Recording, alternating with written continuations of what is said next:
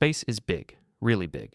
You've probably heard that if you put every planet in the solar system side by side, they'd fit in the gap between Earth and the Moon.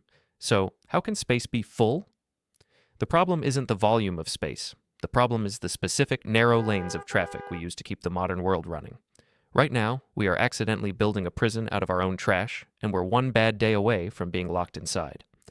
Most of the satellites we care about, the ones that handle your GPS, your weather reports, and your mid-tier internet, live in low Earth orbit, LEO. It's a relatively thin shell around our planet. Since the launch of Sputnik in 1957, we've been treating this shell like a giant attic. When a satellite dies, we usually just leave it there.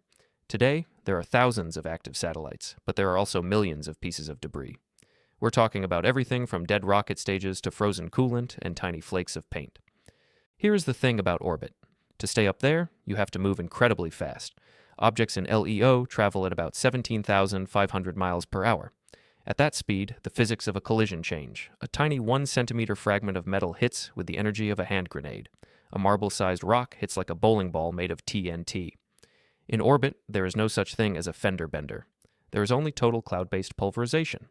In 1978, a NASA scientist named Donald Kessler pointed out a terrifying mathematical reality.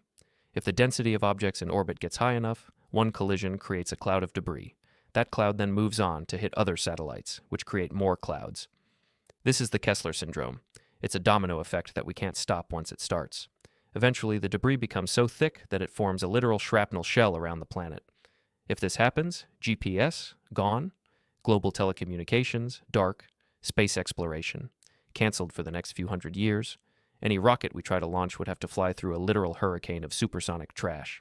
It wouldn't be a matter of if you get hit, it would be a matter of seconds. We've already seen the trailer for this movie. In 2009, a dead Russian satellite slammed into a functioning American Iridium satellite. That single event created over 2,000 pieces of large, trackable debris and thousands more that are too small to see.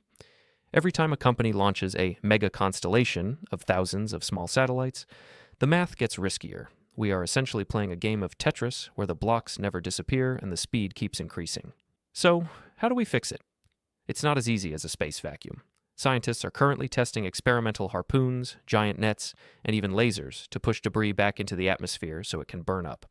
But the progress is slow, and the trash is fast. If we don't figure out a way to clean up our cosmic backyard, the final frontier might end up being a place we can only look at through a telescope, stuck on a planet we can no longer leave.